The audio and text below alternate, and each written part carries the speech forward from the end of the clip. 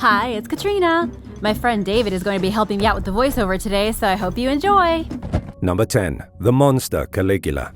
As a child, Roman Emperor Gaius Caesar Augustus Germanicus was known as Caligula. Caligula would be the name that stayed with him through the centuries, and according to historical records, he was one of the most depraved emperors in the history of the empire. He was only the third emperor to take the seat, and if the rumors are true, he was a madman and a sadist. He was also a murderer, and Caligula was so obsessed with his own image that he declared himself a living god. Caligula didn't rule the Roman Empire for very long. His reign only lasted a measly 4 years, from 37 until 41 AD. He was only a young man when he took power and gradually transformed Rome into a far worse place than he'd found it. Caligula would terrorize his friends and family and bully his people throughout his entire reign. The terror would go on until Caligula's own bodyguard got so sick of him that they assassinated him. During his rule, Caligula did a lot of weird stuff. There were apparently rumors that Emperor Caligula was romantically involved with his sisters. Ancient historian Suetonius wrote that Caligula would behave inappropriately at imperial banquets with his own sisters. It caused a huge ruckus with his guests, shocking those who witnessed Caligula's sick affairs firsthand. He would even take the wives of other men right in front of them, and there was nothing anybody could do to stop him. The imperial palace in Rome was essentially turned into a brothel under Caligula's rule, but it wasn't enough for Caligula to have any woman in the empire he wished. He also had to have his 3 sisters, Agrippina the Younger, Drusilla, and Livilla. His favorite was rumored to be Drusilla. Apparently, Caligula was so in love with Drusilla that he named her as his successor, then proclaimed her a goddess when she died. But Caligula did do some important things for the empire during his brief years as ruler. He failed to invade England, but paved the way for other emperors to successfully attack the British Isles. He also waged war against the sea, and in a fit of insanity,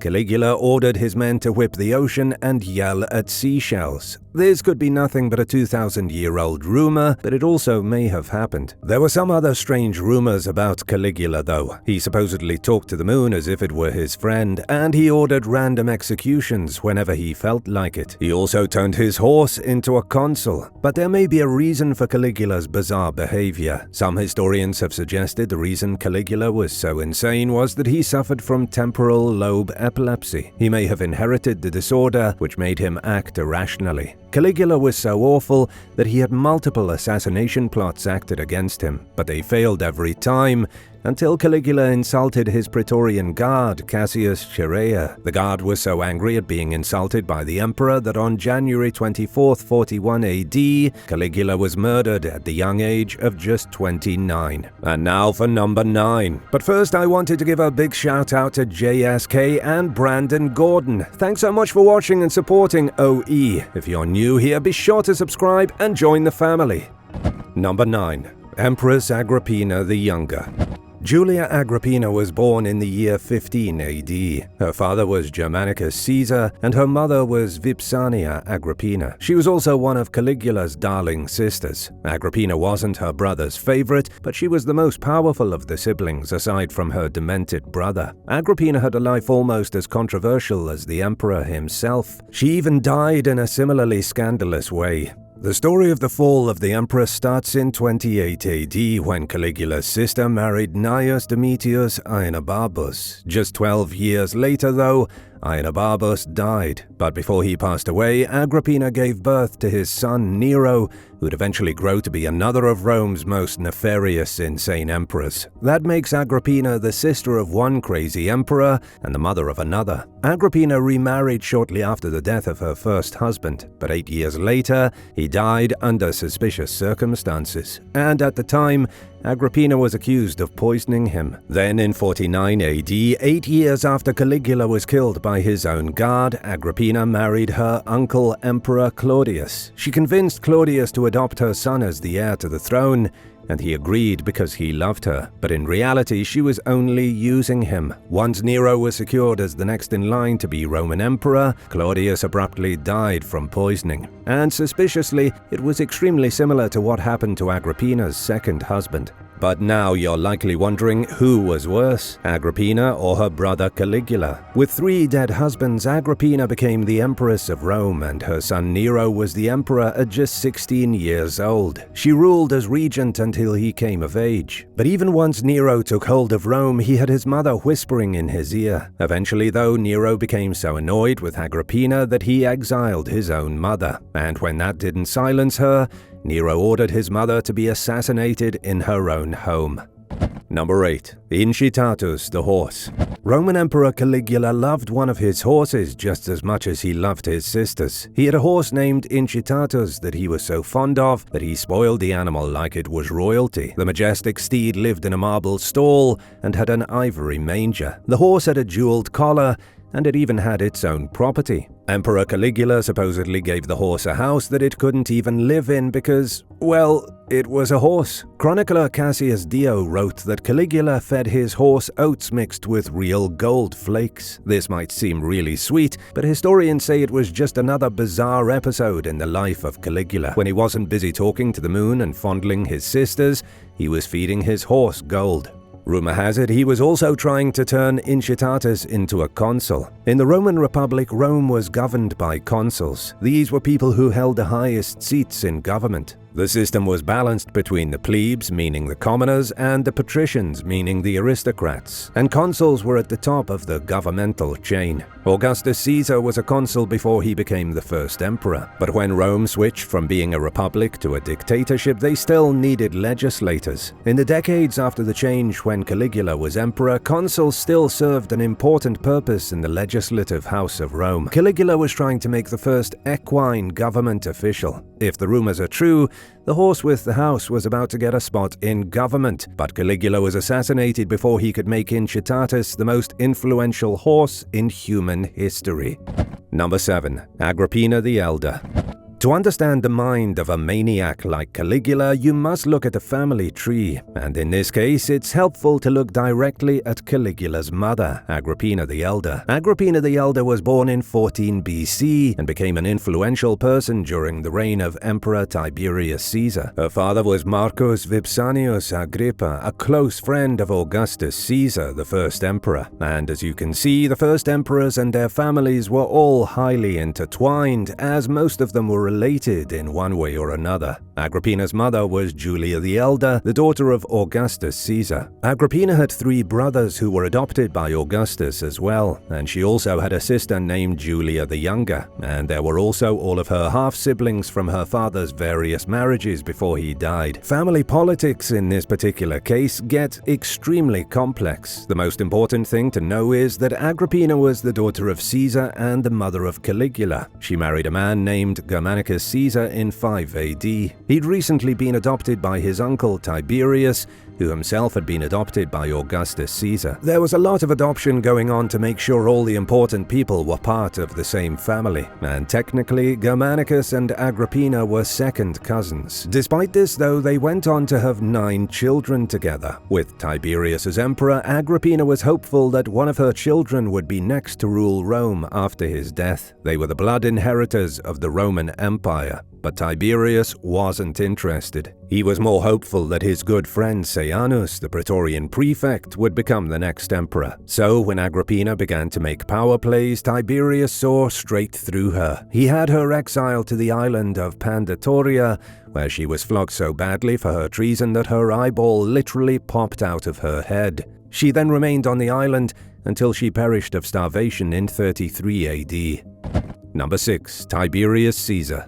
Tiberius Caesar was Caligula's uncle. He was the second man to rule the Roman Empire upon the death of Augustus in 14 AD, who happened to be his own uncle. Tiberius was the 4th in line for the throne, but the 3 men in front of him died under mysterious circumstances. There were rumors that Augustus's wife and the mother of Tiberius, Livia, was behind the assassinations. But whatever the truth may be, Tiberius was the only one left, and he took the throne. At first glance, Tiberius wasn't totally a bad guy. He was a great soldier, a fearless commander, and led the Roman forces to victory on multiple occasions, especially in Germany and Armenia. He preferred being out in the field more than being in the political realm of Rome. But then he became emperor. Tiberius wasn't wholly interested in running the state though, so he gave power to the ruler of the Praetorian Guard, Sejanus. Sejanus was the de facto ruler up until Tiberius accused him of treachery. The young man was then put to death, poisoned by order of Tiberius, and so too was Caligula's own father, Germanicus, who held significant influence in Rome. After that, the emperor suddenly saw everyone as a threat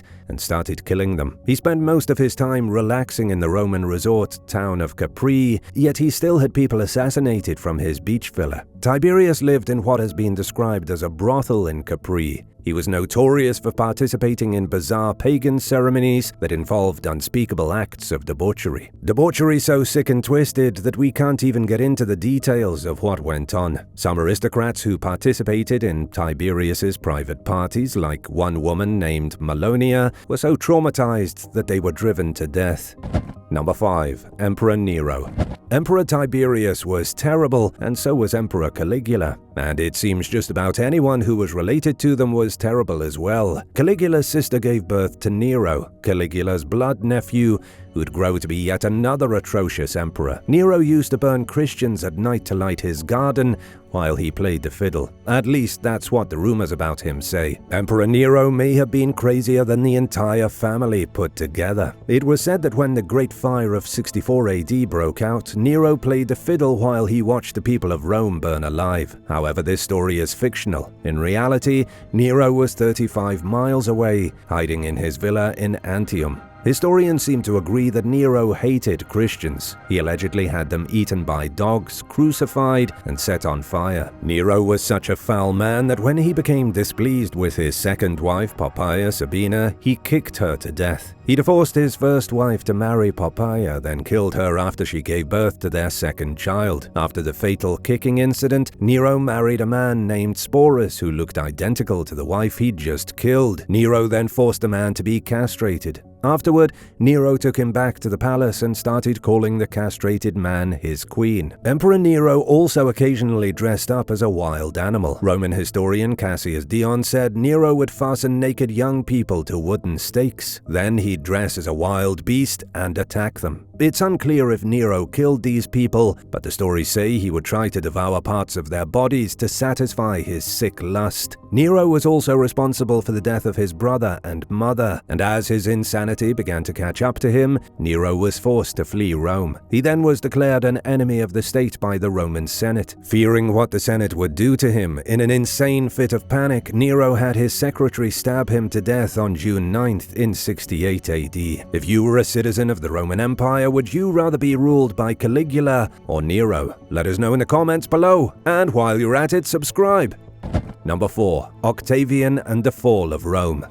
Octavian was Caligula's grandfather on his mother's side. He was the mastermind behind the fall of the Roman Republic and the rise of the Roman Empire. When Julius Caesar was assassinated in 44 BC, the Republic was plunged into chaos, and from the chaos rose Octavian, the blood heir of Julius Caesar. He wasn't particularly good at anything, but he was crafty and ambitious. He lied, plotted, and murdered his way to the top. He also orchestrated a war, which he then won, to put himself at the very highest echelon of the Republic. Octavian was the man who defeated Mark Antony and Cleopatra when he was 33 years old. He then put ancient Egypt to bed, overthrew the Republic, and crowned himself king of the world. And he did all this in a very smart way. Initially, Octavian announced his retirement from Roman politics, but because of his great accolades and the fact that politicians were terrified of a new civil war, they begged him to stay. And when Octavian agreed to stick around a little longer,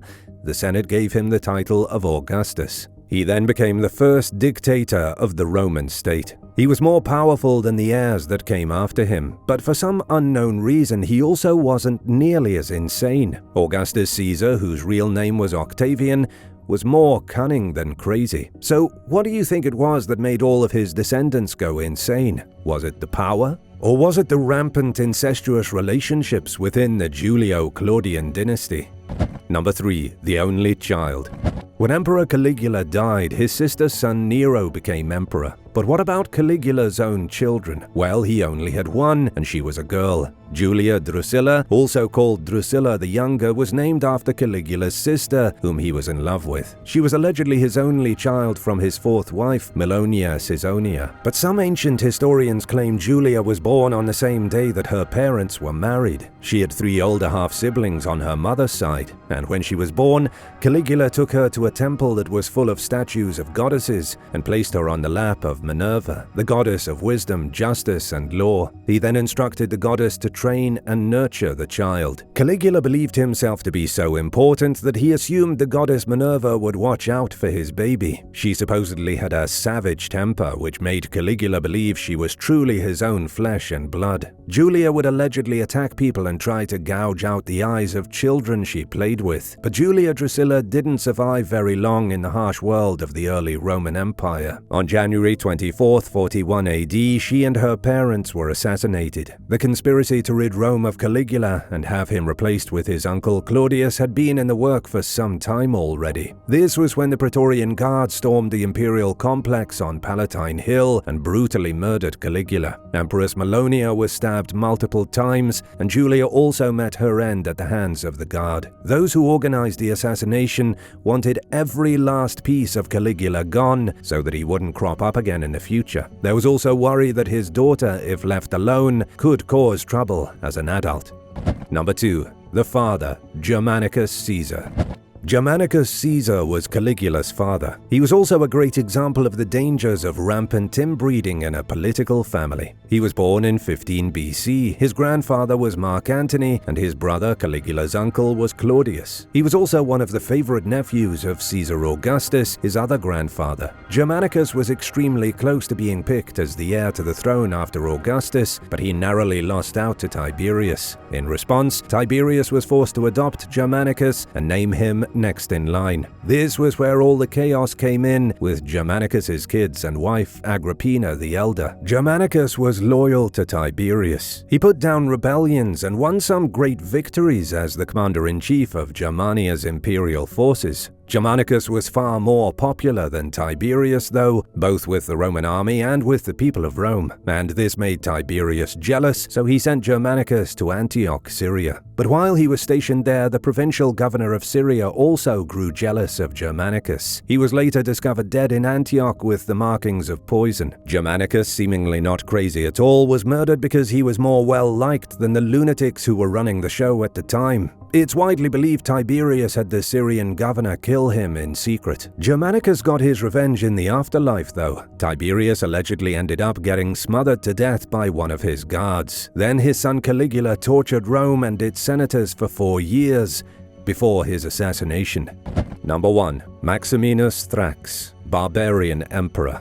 Maximinus Thrax has absolutely nothing to do with Caligula or his sick and demented family. Maximinus Thrax is simply one of the most unusual emperors Rome ever had. He ruled briefly in the 2nd century AD, for even less time than Caligula. Thrax came into power in 235 AD and was dead just 3 years later. This is a whole different chapter of the Roman Empire, but it's one just as full of murder and mayhem as the chapter of Caligula. Alexander Severus took the throne of the empire in 222 AD after the Praetorian Guard assassinated yet another emperor, Elagabalus. 13 years of Alexander's rule saw Rome suffer greatly. There were unsuccessful assaults against the Germans and the Parthians, proving that Alexander had little ability to command an army. He was so terrible that, in the end, his own army killed him. They also murdered his mother, Julia Mamaea. This was a point in Roman history when they needed a strong ruler who understood battle tactics. With Alexander gone, the army rallied behind a barbarian named Maximinus Thrax. This guy had no support from the Senate. He was born in Thrace, an area near Macedonia that was conquered by the Romans. Maximinus Thrax also came from nothing, as his father was a peasant. He entered the military in 190 AD. He was supposedly huge, an absolute mountain of a man with unparalleled size and strength. He also rose through the ranks very quickly,